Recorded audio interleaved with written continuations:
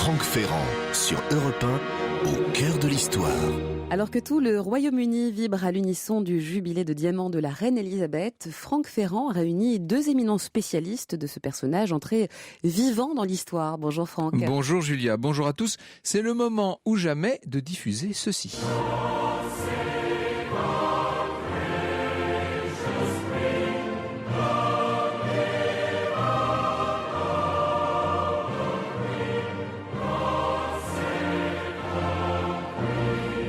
C'est assez émouvant puisque vos invités chantent à l'unisson. Oui, je vais vous les présenter dans un instant, mais je pense que parmi nos auditeurs, tout le monde a un peu le sentiment de connaître cette femme dont l'image a été reproduite par centaines de milliards, ne serait-ce que sur les timbres et les billets de nombreux pays.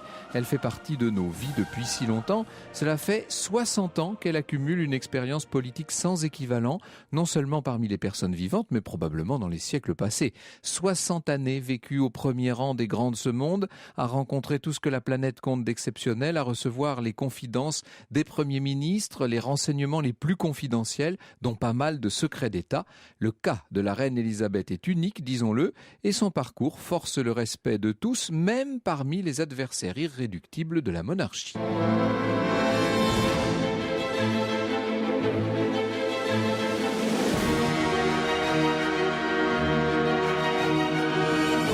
De 13h à 14h sur Europe 1, au cœur de l'histoire.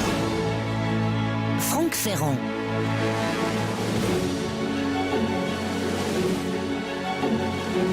Dimanche, lu dans le journal intime de la reine, comme je me rappelle bien ce jour où, il y a 60 ans, j'ai été tiré du lit par ma chère mère pour apprendre la nouvelle de mon avènement. Le lendemain, la reine quitte Windsor et se rend en train jusqu'à Londres par la gare de Paddington. Le soir même, elle préside un banquet d'État puis un grand bal pour les inviter aux célébrations de son jubilé de diamant. Lu dans le journal intime de la reine ce lundi soir, les rues étaient magnifiquement décorées, de même que les balcons des maisons avec des fleurs, des drapeaux et des tentures de toutes sortes. Une journée fériée a été accordée le mardi à tous les sujets de sa gracieuse majesté. Ce mardi, à 11h15 du matin, la reine quitte Buckingham pour une procession dans la ville, procession au cours de laquelle la population est là pour lui manifester sa gratitude à l'occasion du 60e anniversaire de son règne. 17 carrosses de la cour, entourées des différentes maisons militaires, l'ont conduite jusqu'à la cathédrale Saint-Paul, où est donné un Te Deum. Sur le chemin du retour, la reine fait une halte à Mansion House pour recevoir les hommages de la ville de Londres et de son Lord Mayor. Lu ce mardi dans le journal intime de la reine. Un jour à ne pas oublier. Personne, je pense, n'a jamais pu recevoir une ovation comparable à celle qu'on m'a réservée tout au long des 6 miles de cette procession. Les foules étaient indescriptibles et leur enthousiasme vraiment merveilleux et touchant. Les acclamations étaient plus que ferventes et chaque visage paraissait irradier la joie. Le lendemain, mercredi, la reine sera encore fêtée par 10 000 écoliers sur son trajet jusqu'à la gare de Paddington. Avant de regagner le château de Windsor, elle entend encore les compliments des 2 chambres du Parlement. Ne vous y trompez pas, la souveraine dont il est question ici, c'est la reine Victoria, dont on célébrait en juin 1897 le jubilé de diamant, 60 ans d'un règne exemplaire. Eh bien, 115 ans plus tard, en ce mois de juin 2012, son arrière-petite-fille, la reine Elisabeth, fête elle aussi son jubilé de diamant, 60 ans d'un règne non moins exemplaire. Nous avions consacré ici même, il y a 6 mois, une émission entière à cette figure hors du commun et hors du temps. Il m'a semblé, au moment où le monde entier s'est mis aux couleurs de la Grande-Bretagne, il m'a semblé qu'Élisabeth II, reine du Royaume-Uni et du Commonwealth, chef de l'Église anglicane, doyenne des souverains d'Europe, méritait qu'on revienne sur les grandes dates de son règne. Elle est la femme la plus célèbre du monde, assurément, mais elle reste peut-être l'une des plus mal connues. Alors pour nous aider à ressusciter ces 60 années extraordinaires, j'ai demandé à 2 auteurs qui connaissent extrêmement bien la reine Élisabeth II d'être des nôtres et de nous guider en quelque sorte. Je suis ravi de recevoir Isabelle Rivert, qui est l'auteur d'un ouvrage assez remarquable. Ça s'appelle Élisabeth II dans l'intimité d'un règne et ça vient de paraître chez Fayard. Et bonjour à Jean Descartes, que connaissent Franck. bien nos auditeurs. Vous êtes un habitué non seulement de la maison, mais de cette émission, Jean. Et vous connaissez les cours d'Europe comme personne, et notamment la cour d'Angleterre, bien entendu. Est-ce qu'on peut comparer ces 2 jubilés de diamants? Est-ce que celui de 1897 et celui de 2012, qui a commencé donc depuis quelques jours maintenant, sont comparables? Alors bien sûr, on peut les comparer dans l'hommage rendu à la souveraine dans les 2 cas, mais les manifestations ne sont pas les mêmes. Les festivités qui sont en cours actuellement à Londres et dans le Royaume-Uni sont beaucoup plus fortes, notamment avec cet extraordinaire défilé naval qui a eu lieu hier. Pourquoi ? Parce qu'il remonte à 1662 comme tradition. Et pourquoi ? Parce que le roi Charles II, qui était le fils du roi Charles Ier, décapité sur ordre de Cromwell, était revenu sur le trône. Il y avait une restauration après la tentative républicaine de Cromwell, et que cet homme était vraiment en train de reconstruire l'Angleterre. Et pourquoi un défilé naval ? Il était passionné par la mer et il est le premier roi d'Angleterre qui a eu un yacht. Donc la tradition que nous avons eue hier, avec ces 1000 bateaux, a 390 ans. En même temps, ce n'est pas pour nous surprendre. On connaît le goût des Britanniques pour la tradition. Nous allons découvrir dans un instant jusqu'où se porte leur incroyable ferveur pour la reine. L'histoire sur Europe 1, c'est avec Franck Ferrand. Et Franck, des millions de personnes sont à l'heure anglaise en ce moment et pour cause, elles vibrent à l'unisson pour célébrer les 60 ans de règne de la reine Élisabeth II. Les Anglais, les Britanniques, d'une façon générale, tous les sujets de sa gracieuse majesté à travers les 15 pays dont elle est la souveraine sont en fête en ce moment. Les télévisions nous abreuvent littéralement d'images extraordinaires, d'une ferveur magnifique. D'où vient-elle, cette ferveur, Isabelle Rivert? Comment expliquer l'attachement de tous ces peuples à cette reine après 60 ans d'un règne qui n'a pas semblé l'user du tout? C'est surtout qu'après 60 ans de règne, elle incarne ce que les Britanniques estiment avoir de meilleur, à savoir une assiduité, un stoïcisme, un sens du devoir suraigu auquel elle n'a jamais failli pendant toutes ces années. Et puis, elle est également le symbole d'une forme de continuité historique, le symbole de l'unité, de la stabilité du royaume, et à une époque où tout change et où tout change très vite, où les bouleversements s'enchaînent sans que personne ne paraisse en mesure d'en enrayer le cours, eh bien, elle est là. Et son génie, c'est une forme que moi, j'interprète comme une forme de génie politique, même si la reine n'est pas une figure politique, eh bien, son génie politique à elle, c'est d'avoir su résister à toute forme de changement et d'avoir incarné cette forme de permanence dans un monde où tout change continuellement. Ce que vous nous dites dans cet ouvrage, Élisabeth II dans l'intimité du règne, c'est qu'en fait, elle n'a pas toujours eu tout à fait la même popularité. Il y a eu des hauts et des bas dans ce règne. Il y a eu des hauts et des bas, et il en faut d'ailleurs, justement pour émerger, pour sortir de ces 6 décennies, la tête haute et triomphante comme elle est aujourd'hui. Il a bien fallu en passer par des épreuves elle en a connues. Il y a eu de nombreuses épreuves privées qui ont été longuement et abondamment chroniquées, et puis il y a eu d'autres épreuves, notamment dans les années 60, 70, où sa popularité effectivement a connu des hauts et des bas, où une remise en question globale, notamment des jeunes générations, s'est opérée, qui fait qu'effectivement à un moment on a cru l'image, la popularité, la stature, la figure royale menacée, mais ça n'a pas duré. L'image de la reine, Jean Descartes, est d'une stabilité assez étrange. On a l'impression, même si évidemment, peu à peu, son physique évolue, sa façon d'être aussi, on a l'impression néanmoins qu'elle est toujours absolument la même, comme inaltérable. Mais c'est exact, parce que si vous regardez l'image au sens photogénique, par exemple, la reine n'a jamais changé de coiffure, donc elle n'est pas démodée puisqu'elle n'a jamais été à la mode. Bon. Les chapeaux qu'elle porte, alors il y en a environ 5000 qu'elle a portés depuis le début de son avènement, qui sont devenus, je dirais, une sorte de substitut de la couronne. C'est extraordinaire. La reine fait ce qu'on attend, elle porte le sac, il y en a plus de 500 qu'elle a en sa possession personnelle, elle apparaît comme elle doit l'être, avec des couleurs plutôt vives, pour qu'on la remarque, ce que disait déjà la reine-mère, je suis là pour qu'on me voie. Donc c'est une personne qui rassure, et je crois, voyez-vous, qu'il y a quand même une dimension politique. La reine reçoit tous les mardis, sauf urgence, le Premier ministre. Alors il faut rappeler que depuis Victoria, le souverain britannique constitutionnel dispose quand même de 3 prérogatives. Elle consulte, elle encourage, elle met en garde. Autrement dit, lorsqu'elle dit au Premier ministre « Monsieur ou Madame le Premier ministre, êtes-vous sûr que ce soit la bonne solution ?» Ça veut dire qu'elle n'est pas tout à fait d'accord, mais c'est lui qui décide, c'est le gouvernement, et en aucun cas elle ne pourra critiquer ou revenir sur cette décision. Je crois que cette femme est depuis, alors je dirais 70 ans, c'est-à-dire depuis la Seconde Guerre mondiale, quand son père, le roi George VI, l'avait initié aux affaires de l'État en lui montrant le contenu des fameuses boxeuses, ces boîtes de cuir rouge frappées au monogramme du souverain avec les messages confidentiels, les rapports, les analyses des services secrets, des services diplomatiques, tout. C'est la femme la mieux informée du monde et qui ne peut pas en faire état. Et depuis si longtemps. Et depuis si longtemps. Et qui alors a rencontré tant de je veux dire figures. que ça, à mon avis, ça doit rendre jaloux des présidents de République, parce qu'un mandat de 5 ans, ça paraît bien court par rapport à ça. Et de savoir tant de choses, de ne pas pouvoir en faire état.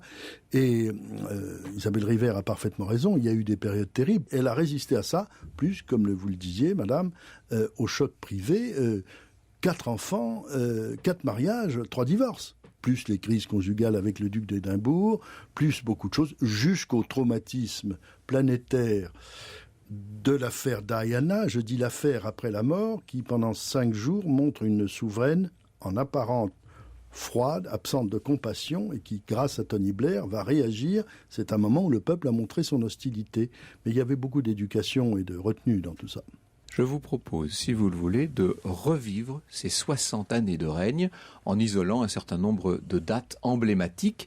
Ça nous permettra de constater à quel point la reine, dans toutes ces épreuves et à travers toutes ces époques qu'elle a pu traverser, a manifesté une très très grande rigueur et toujours, c'est ce qui suscite évidemment l'admiration générale, toujours une parfaite distinction. Jusqu'à 14h sur Europe 1. Plongez au cœur de l'histoire avec Franck Ferrand. Vous nous dites, Isabelle Rivère, que la reine est francophile, qu'elle est francophone, bien entendu, et qu'elle a entretenu avec la France des rapports qui sont quasiment uniques, pour ce qui est en tout cas des pays extérieurs au Commonwealth. Absolument. Elle a appris le français très tôt, à l'instigation de sa mère, Queen Mum, qui avait été élevée elle-même en partie par des gouvernantes françaises et qui, à l'âge de 8-10 ans, parlait un français impeccable.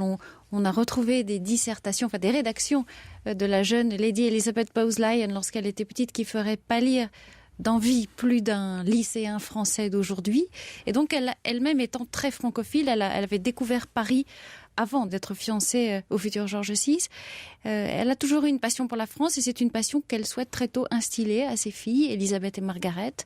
Elle va faire en sorte que ses filles soient elles aussi élevées, en partie par des gouvernantes françaises, dont une certaine Georgina Guérin, qui deviendra l'une des grandes figures de la résistance pendant la Seconde Guerre mondiale.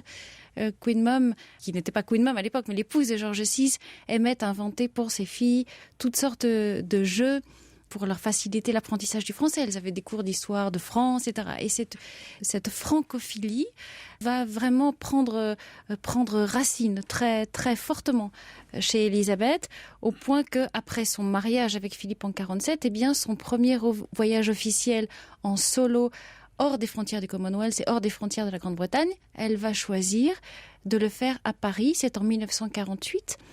Elle vient alors officiellement inaugurer une exposition au musée Galliera, 8 siècles de vie britannique.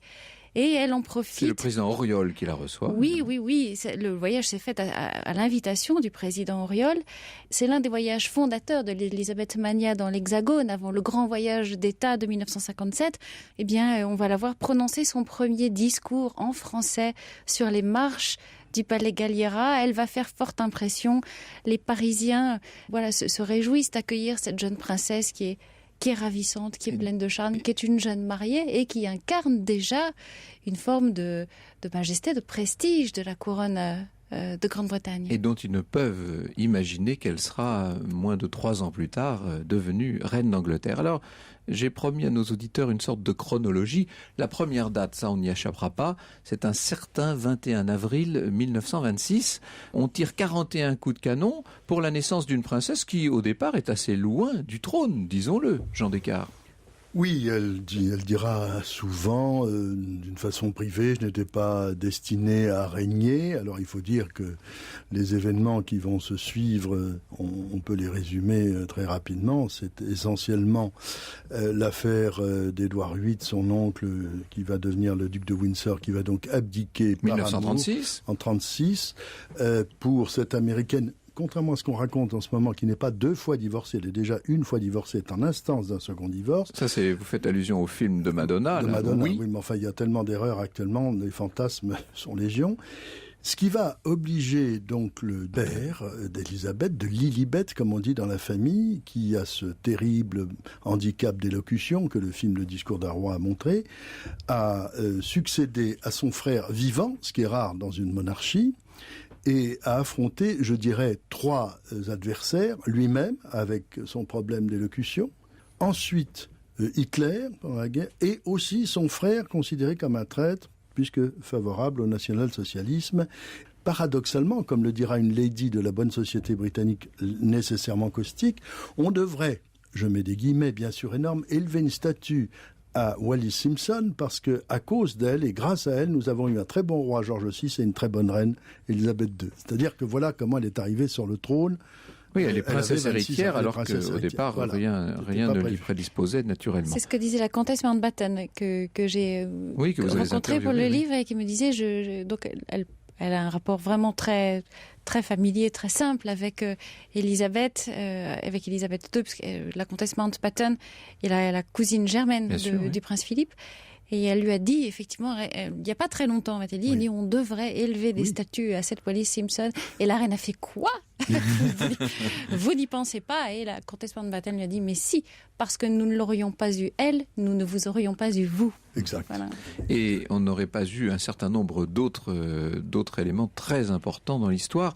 C'est vrai que là, on est dans attention à ne pas faire de l'histoire-fiction et de l'Uchronie, mais avec des si, tout est possible. Mais c'est vrai que cette Wallis Simpson, en quelque sorte, a permis de se débarrasser d'un roi bien encombrant, Édouard VIII, l'oncle d'Élisabeth II. Vous venez de prononcer, Isabelle River, un nom très important, c'est celui du prince Philippe. Alors, dans nos dates et dans nos chronologies, on est là lors de leur première rencontre en 1938. C'est très tôt, finalement. Elle est toute jeune princesse lorsqu'elle s'éprend déjà des beaux yeux de Philippe de Grèce. On dit que leur chemin s'était déjà croisé avant cette fameuse rencontre au collège naval de Dartmouth en 1939. Il s'était notamment 39, pardon, j'ai 1939. Il s'était notamment croisé déjà au mariage du duc de Kent en 1934, probablement aussi lors du jubilé de George V en 1935. Mais l'un comme l'autre ne se souvient pas d'une rencontre qui aurait été antérieure à celle du collège de Dartmouth en 1939. Et c'est vrai qu'à l'époque, Élisabeth a à peine 13 ans. Elle a en face d'elle ce jeune prince, né prince de Grèce et Danemark, qui lui a 17 ou 18 ans. Philippe, à l'époque, est un très beau garçon. Il faut dire qu'il est extrêmement séduisant. Mais les parents de la princesse ne veulent pas de lui comme gendre au début. C'est elle qui va l'imposer. Et ça montre d'emblée que, toute jeune encore, elle est douée d'un caractère fort. Ce sera d'ailleurs une des rares épreuves de force de sa vie. Mais là, elle va imposer ce mariage. Elle va imposer ce mariage. Alors, on a souvent laissé entendre que la famille de Philippe, et notamment Lord Mountbatten, aurait poussé pour faire aboutir ce mariage. C'est-à-dire, on a accrédité des rumeurs de mariage arrangé qui, vraiment, a posteriori, ne paraissent pas fondées du tout. Le mariage d'Élisabeth et Philippe est d'abord un mariage d'amour. Il est vrai 1947, le mariage. 1947, il est vrai qu'à l'origine, George VI et son épouse ne sont pas très favorables à ce mariage pour une raison principale, qui est qu'Élisabeth est trop jeune et n'a pas connu d'autres hommes avant lui. Ensuite, il est probable que George VI aurait préféré un Britannique. George VI se demande si les Britanniques eux-mêmes ne préféreraient pas un Britannique. Et puis, on reproche toutes sortes de choses à Philippe. dont la famille est en exil. Il est lui-même sans le sou, il sort d'écoles que l'on juge trop progressistes. Enfin voilà, on se demande quelle influence il est susceptible d'avoir sur cette jeune princesse qui est amenée à régner un jour sur le royaume de Grande-Bretagne. Et puis Élisabeth, faisant preuve, vous l'avez dit très justement, d'une grande détermination, d'une grande force de caractère, va imposer cet amour qu'elle éprouve pour Philippe. Et comme on le dit très justement aussi dans son entourage, elle est comme la reine Victoria, la femme d'un seul homme. L'histoire sur Europe 1, c'est avec Franck Ferrand. Et jusqu'à 14h sur Europe 1, nous évoquons le jubilé de diamant de la reine Elisabeth. L'occasion bien évidemment de revenir sur son parcours, cher Franck. Et nous sommes déjà en 1952, année essentielle, année fatidique d'une certaine façon. Le 6 février 1952, la princesse Elisabeth est en voyage en Afrique orientale. Elle est accompagnée par son mari, bien entendu, par le prince Philippe. Et c'est lui qui va lui apprendre, dans des circonstances extrêmement dramatiques, la mort de son père, Isabelle Rivers. En fait, ils sont en route pour l'Australie et la Nouvelle-Zélande puisqu'ils doivent représenter le roi George VI et son épouse lors d'une grande tournée du Commonwealth qui doit durer plusieurs mois. Ils font halte au Kenya où le gouvernement kényan a notamment leur avait offert en cadeau de mariage un pavillon de chasse à proximité des monts Aberdare.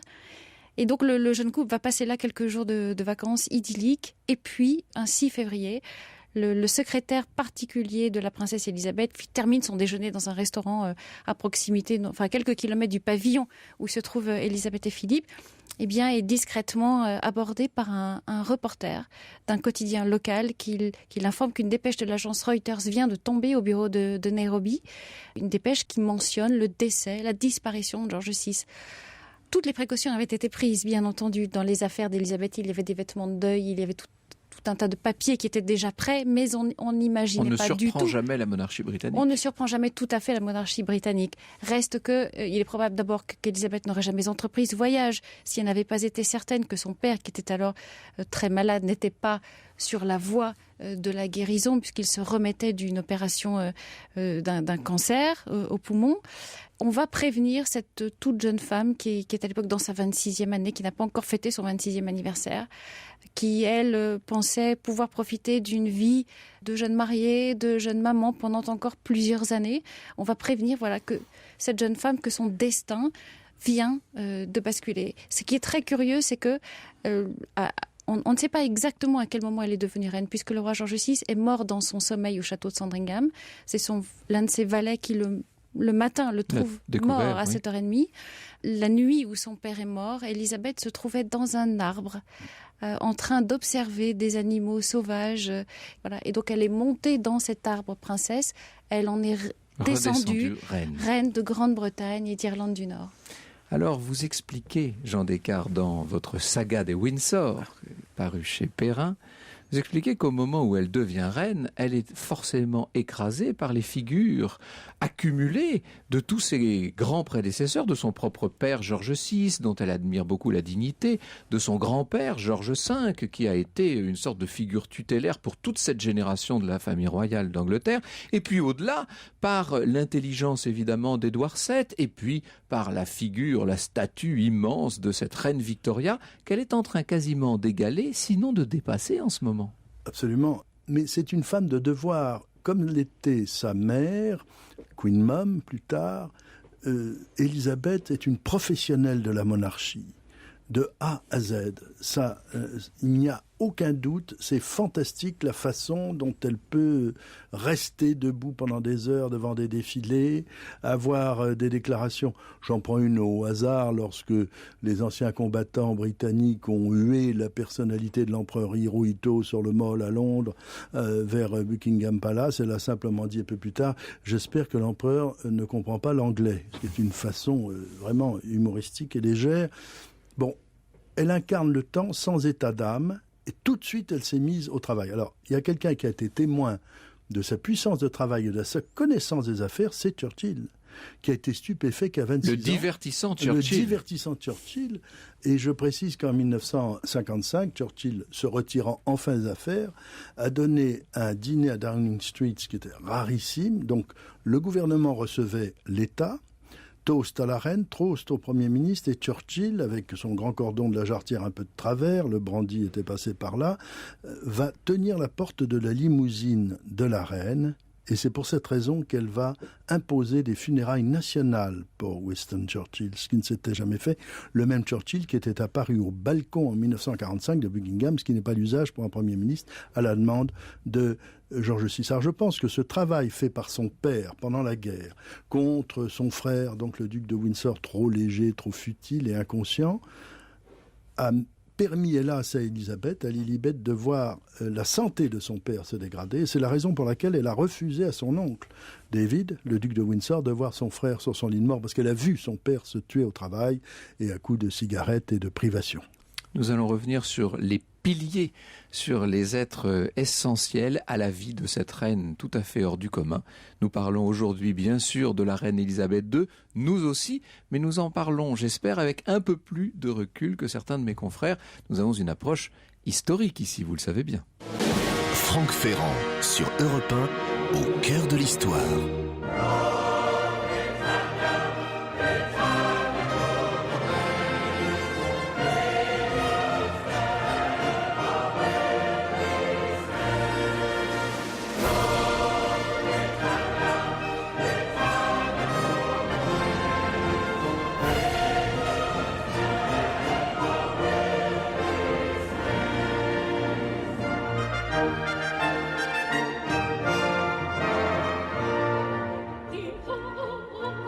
Un extrait sur Europe 1 du Rule Britannia qui est Franck, l'hymne officieux de la Grande-Bretagne. Retrouvons Franck justement avec ses invités pour une émission, vous l'avez compris, consacrée à la reine Elisabeth II. La reine d'Angleterre est forcément le chef de sa maison, donc le chef de famille. Mais si l'on entre dans l'intimité, si je puis dire, du couple Windsor, on se rend compte qu'en fait, à Buckingham, le vrai chef de famille, c'est bien le prince Philippe, Jean Descartes. Oui, notamment pour les questions privées et d'éducation, ça n'a pas toujours réussi, mais il y tenait. On sait qu'il y a eu une crise dans les années 60, il n'avait pas le statut de prince consort, il est parti pendant des mois vers l'Australie, il est parti accompagné d'un de ses secrétaires, il s'est laissé pousser la barbe, des rumeurs d'infidélité ont circulé, jamais prouvées d'ailleurs. La reine a compris, comme l'avait fait d'ailleurs Victoria, qu'il en avait assez, Philippe, d'être toujours le numéro 2, y compris dans la famille. Alors, il faut dire que, comme chef de famille, la reine Elisabeth, la reine actuelle, a eu à gérer déjà le problème de sa propre mère, à la mort du roi, George VI. Ça, c'est le deuxième pilier, si je puis dire. Et il y avait encore la reine Marie qui était vivante, mais enfin très âgée. Il y avait donc déjà 2 reines-mères, problème de statut, d'autorité, de place dans la vie officielle du royaume.